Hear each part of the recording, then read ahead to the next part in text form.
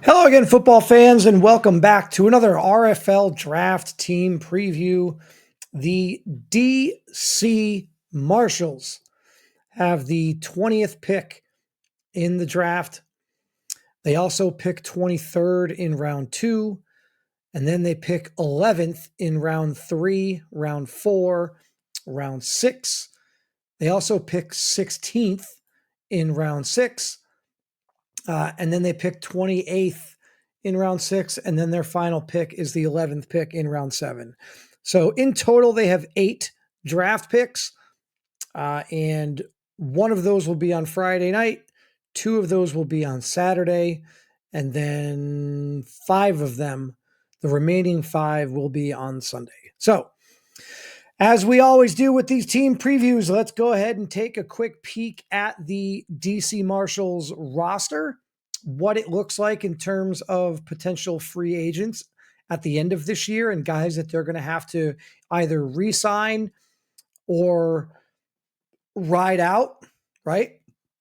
Or potentially trade at some point during the season to try to get some sort of value in return before they ultimately lose them for nothing if they're not going to re-sign them. So we'll go ahead and we'll get this going here. I'll share my screen so you can see exactly what the DC Marshals look like.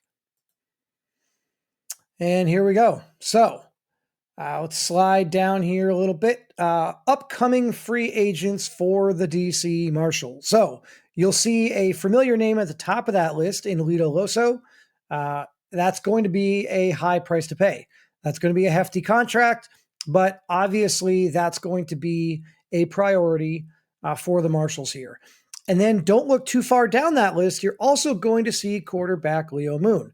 Again, that's another high priority for the Marshals here. You can't really imagine a scenario where Coach Hodge is going into the future without Lito Loso or without Leo Moon, right? So you have to figure those are the two, without a doubt, priority re-signs for this team this year.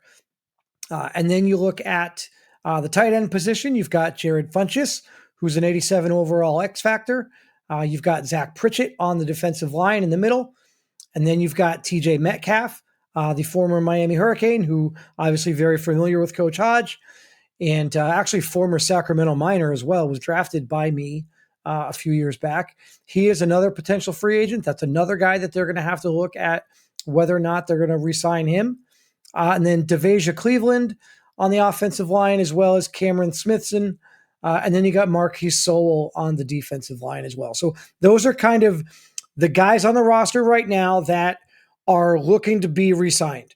And Coach Hodge throughout the season is going to have to identify which of those guys are the biggest priority, which of those guys are going to realistically be able to return. Again, it's not just about who you want. Obviously, you want Lito Loso to come back. You want Leo Moon to come back. You probably also want TJ Metcalf to come back. You want, I would imagine you want the majority of these guys to come back. However, it all depends on what the cap situation is like and what the finances are going to look like. They have some guys on the team that are on, relatively team-friendly deals, so that can help. That should help open up some money. Also, the salary cap is probably going to go up. It's almost 100% assured to go up. That's kind of what happens every year. So the salary cap is going to go up a little bit. So that will also create a little bit more flexibility in terms of re-signing some of these guys. Because again, you look at a name like Lito Loso, let's just go ahead and do a little bit more of a deep dive here. He's 23 years old. He's superstar dev, and he's already a 90 overall. So I can tell you right now, I would be shocked if Lito Loso is asking for anything less than $20 million a year. I would be willing to bet he's probably asking for somewhere between 22 and 26 million a year would be my guess. And that's probably on a 5-year commitment. Maybe it's a 4-year commitment, but somewhere between that 4 and 6 years. And are you going to have to give him $25 million a year for 6 years? Because that's a lot of money. But again, you kind of have to if you're the Marshals, because I mean, you're talking about the potential franchise DB, right? Like the guy for years and years to come. So it's almost like whatever it takes at all cost, you have to re-sign Lito Loso. But then there's Leo Moon, right? And so if Lito Loso is 23 years old, superstar dev, 90 overall, Leo Moon is 23 years old, star dev, 84 overall, and at a more premium position. So I also would imagine Leo Moon is probably asking for somewhere in the range of 48 to 55 million, maybe 48 to 60 million, right? Like I don't know if 60 million is where he's going to be, but it could be close. Like I don't think it's going to be very far off of that $60 million mark. Are they going to be able to get him for 5, 6? I honestly feel like if you're the Marshals and you're going to be paying a guy, you kind of want to tie him up through at least like age 29 if you can, right? Because as they get closer to 30, then they probably start asking for less money, right? But if you sign Leo Moon for a 4-year deal or a 5-year deal at 60 million, well, then at the age of 28 years old or 29 years old, he's going to be a free agent again. And then if he was coming off of a deal where he was getting 50 to 60 million at age 29, he might be asking for just as much, if not probably more at that point. Whereas if you can sign him for, so I forget what the max is on number of years that you can sign a guy. But I feel like if you're the Marshals, you want to max out the deal here on Leo Moon to try to get him as old as possible when he potentially comes off of that contract. Because again, I think the older you get, the less money you're gonna demand. But it's going to be interesting to see what the Marshals are going to do, because these two guys right here in Leo Moon and Lito Loso, you got to figure they're not going anywhere. Those guys are going to be in black and yellow for the long term, right? And by long term, I mean the next 4, 5, 6, minimum years. And then you look at a guy like Jarrett Funchess. This is where things will kind of get interesting, right? Funchess, Pritchard, Metcalf, and the offensive line. So let's go ahead now and take a peek at the actual roster and the depth chart and kind of see where these guys fall in. So I'm not too concerned with the DBs and the cornerback position there with Lito Loso. But if we're looking at the quarterback here, you've got Tyler Agramonte there, but again, Leo Moon is the priority. Leo Moon is going to be the guy that they're going to want to get him locked up as soon as they possibly can. As soon as you can start negotiating with him and he is open to those negotiations, Leo Moon is going to be the guy that you want to get locked up. He's also going to be the most expensive. So the sooner you get his contract out of the way, the sooner you're going to be able to see what you have to play with and what the priorities are going to be based on that financial flexibility. But what you don't want to do is start signing all these other guys thinking that you're going to have the room, and then all of a sudden you get to Leo Moon, and now all of a sudden you find yourself in a pickle where you don't have the money. Priority number one is going to be Leo Moon. He's going to be the most expensive, and the sooner you get that deal wrapped up, the sooner you're going to be able to look at all the other guys. Now, running back, not worried about it. They've got some guys here. I don't imagine, listen, if you want to take a dart throw, at some point, like I don't know what they're going to do with JC Johnson. I assume he'll be their third running back. So unless they were to draft a late running back, and even if they did, I would imagine that guy's probably going to the practice squad. Not many teams are going to carry 4 running backs. So I don't envision running back to be one of these 8 picks that the Marshals have. But again, crazier things. If you look at the fullbacks and tight end, no fullback on the roster. So just a bunch of tight ends here. You've got Jarrett Funchess, again, free agent at the end of the year, Dylan Ferguson, and then Michael Galloway. So Jarrett Funchess is the interesting one, right? Because He's 31 years old. He's X Factor, and he's 87 overall. I would think that the priority would be to try and re-sign him to a short-term deal. If you could re-sign Jarrett Funchess on like a 2-year deal, I think that would be the best case scenario. But again, I don't know how much money he's going to ask for. And Lito Loso and Leo Moon are the priority, not Jarrett Funchess. So if you can get Jarrett Funchess on a return deal for 2 years, or maybe you can only get 1 year. If you have to go 3 years, I think you could go that route. I think even for the next 3 years, he will be a good tight end for you. He might start regressing at the end of this year, but still, you've still got 2 years of Jarrett Funchess, who will be, a mid 80s to low 80s at worst tight end. And then you've got a guy like Dylan Ferguson, who's 24 years old. You can develop him a little bit more, possibly this year. Same thing with Michael Galloway. If you identify the fact that you're not going to bring back Jarrett Funchess, well, as soon as you make that decision, then I think you're developing Dylan Ferguson and you're developing Michael Galloway, because those guys are young. Certainly the case with Michael Galloway, who's only 22 years old. If you put a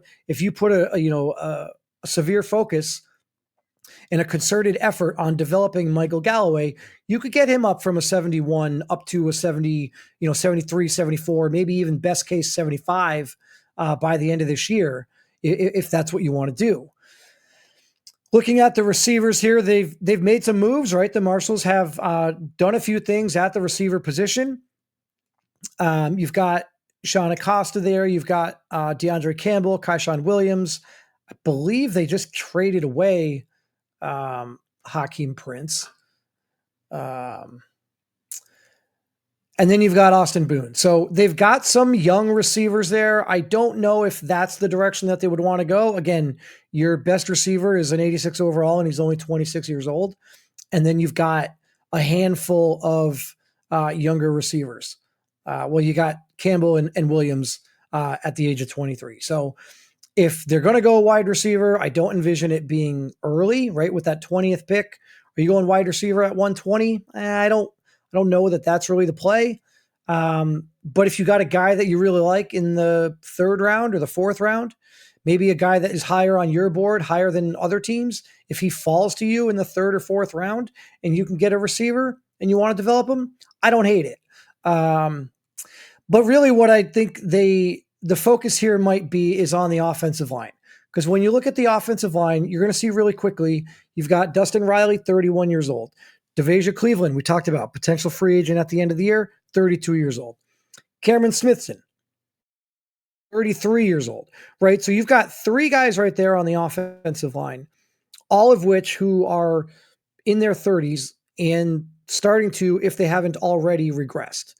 And so in the case of Devasia Cleveland and Cameron Smithson, you also have to worry about how much money they're going to ask for to come back.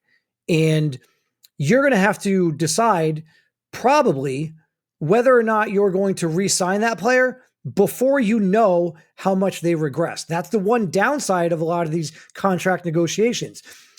Coach Hodge is going to have to figure out, do I want to bring back Devasia Cleveland and Cameron Smithson? Because if they regress, I'm not going to find out how much they regress until the season's over. And at that point, I've already re-signed them if I chose to re-sign them. So if you re-sign a guy like Devasia Cleveland and he's asking for, 10, maybe 12, 13 million a year, well, then you're basically paying that if you choose to re-sign him, maybe a 1-year deal. You don't want to re-sign him long-term, but maybe you want 1 more year out of him. I get it, right? Like, go ahead, give him, I don't know what he's going to ask. Maybe as low as 8, but maybe as high as 12 or 13 million a year on a 1-year deal. And if you're going to do that, well, what is that regression going to look like at the end of the year? Does he go from an 82 overall down to a 79 or a 78 overall? Because if that's the case, well, now you're paying 10, 11, 12 million dollars a year for a guy who's in the high 70s, and you're potentially regretting that decision. So I think in the case of Devasia Cleveland and Cameron Smithson, you're probably trying to wait as long as you can to re-sign those guys, just because you want to see what happens with them this year and what you're able to do potentially via trade at some point during the year. But I do think that at 120, if you've identified right now that Devasia Cleveland is not coming back, Cameron Smithson is not coming back. You've got Dustin Riley, who's 31 years old. Those are three guys on the interior offensive line. If you want to go interior offensive line at 120, I love it. I have no problem with it. Right? I think there's some guys, like we've talked about, some really good interior offensive linemen that are going to be available in that first round. And so if that's the route that you want to go, I think that's a great place for the Marshals to look. Because again, you've got three guys there in their 30s. And if you want to count Norman Sinclair, who may or may not be getting starter reps, he's also 30 years old. Right. So you've got guys there that are aging and you want to get some youth in there. So I would expect if the Marshals aren't going to go offensive line at 120, then I would certainly envision a scenario where they go offensive line either at 223 or 311, because I think they could address some of the veteran ages on that offensive line. And then if we look at the defensive line, again, we talked about Zach Pritchett. We talked about Marquis Sowell. Both of these guys are potential free agents at the end of the year. So at 28 years old, what is Zach Pritchett wanting? At 31 years old, what is Marquis Sowell wanting? And then again, you've got TJ Metcalf, who's going to be an expensive re-sign. So looking at this team right now, they've got three really expensive guys. At minimum, they've got three expensive re-signs in TJ Metcalf, Lito Loso, and Leo Moon. Those three guys are probably going to warrant and ask for the most. And so the sooner they get those deals done, then they'll realize how many pennies they have left to try to sign some of these other guys, and if it even makes sense, right? So looking at the defensive line, I could absolutely see some scenarios where if you wanted to go defensive line at 120, if you wanted to go defensive line at 223, 311, certainly see some possibilities there, right? Like, if you're not going to re-sign either of these defensive tackles, well, then you better be drafting a defensive tackle. Otherwise, your starting tackle going into next year is Tyree Fletcher, which it's fine. That's fine if you want to do.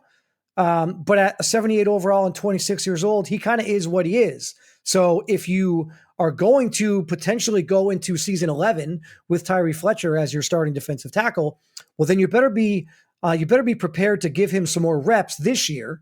Right? Because you want him to develop as much as possible now if you are going to be relying on him as a starter in season 11. Ultimately, I don't know if that's the way that they're going to go, because again, I think that it's very feasible to look defensive tackle, defensive line with one of these 1, 2, 3, or 4th round picks. Scroll a little bit down here. You've got Rayshon Berry. I talked a little bit about the more some of the guys that are kind of on team friendly deals, right? Like Rayshon Berry's contract is pretty team friendly. That helps them in terms of flexibility with signing some of these other guys. Daniel Shivers is there. You've got Jared Spears, who is young and could still develop a little bit. Joel O'Connor, a little bit more of a veteran guy, probably solidified as a backup. Maybe that middle linebacker too, depending on the scheme and the playbooks that they're running. But maybe he's a middle linebacker too. Maybe he's a Sam. If you're running a 3-4, the Sam's not getting as much playing time, but he could maybe slide in and be kind of that, like, I don't want to say reserve linebacker, but that kind of like the guy that comes in, the spell linebacker, if you will. And then you look at the secondary, right? And you've got Joel Howard, Lito Loso. Tyreek Bridges is your third corner. He's a 79 overall and he's 23 years old. So that's a great third corner to have. So when I look at this team and I think of the 20th pick in the first round, the 23rd pick in the second round, I'm really going back to, for me, it's about the offensive line. I think that they could go offensive line. If they're not going to do it at 120, I could see them doing it at 223. And then if you're not going to do that at all, okay. I could also see a scenario where they went defensive line here. If you want to go D tackle, if you want to go edge, I could see, going either route. They have James Blackman under contract and they have TJ Metcalf now, but are they going to have trouble re-signing TJ Metcalf? If they do re-sign TJ Metcalf, then I think the priority might be defensive tackle. But I could also envision a scenario where they, went out and got someone to potentially replace TJ Metcalf, right? And try to trade TJ Metcalf, or maybe they just can't afford to re-sign him. You make a run this year, You don't want to trade away guys. If you get to the trade deadline and you're, 6-2, 5-3, 7-1, like you're not going to trade away these guys that are on walk years. But if you don't, then you lose them at the end of the year. You get nothing in return. So you really want to maximize the push to the playoffs, the push to the Relo Bowl. And so we saw what Coach Hodge was able to do last year and turn that franchise around as soon as he took it over. So it'll be interesting to see what we do here. I envision a scenario, again, where defensive tackle could be in play with one of those first 3-round picks. And then I think, outside of offensive line, outside of defensive tackle, I think you could really double up on the offensive line if you wanted to. If you went offensive line at 120 and then you wanted to go offensive line again at 311 or 411, I could see it, right? There's several guys here that are over 30 years old. But maybe you didn't want to do that. Maybe you wanted to potentially bring in a guy if you're worried about Jarrett Funchess and what that contract negotiation is going to be like.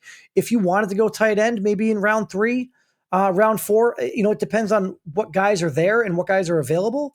But if we take a quick peek at the actual prospects, right? Like, let's look at the defensive tackle, because I think that's a big one that they could go at. So Wyatt Harris is going to be gone by 20, but I don't know that Jamari Logan is gone. Ishmael Ibarra, Joshua Farmer, Mark Grimes, whatever the priority is, like if you are Coach Hodge and you've ranked your defensive tackles, however you have ranked them, 1 through 5, 1 through 6, whatever it is, I think that there's a chance that you could get the second defensive tackle off the board.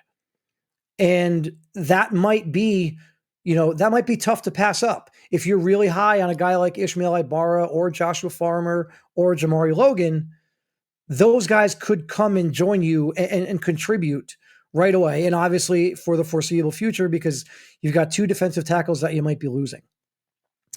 So if they wanted to go defensive tackle, I think there's an opportunity for them to get the second, defensive tackle off the board on Friday night. And then if we wanted to go, what was the other one? We just talked about offensive line. The majority of it was interior offensive line. So if you're looking at the guards, right, at 120, Casey Chestnut, I'm going to say he's probably gone.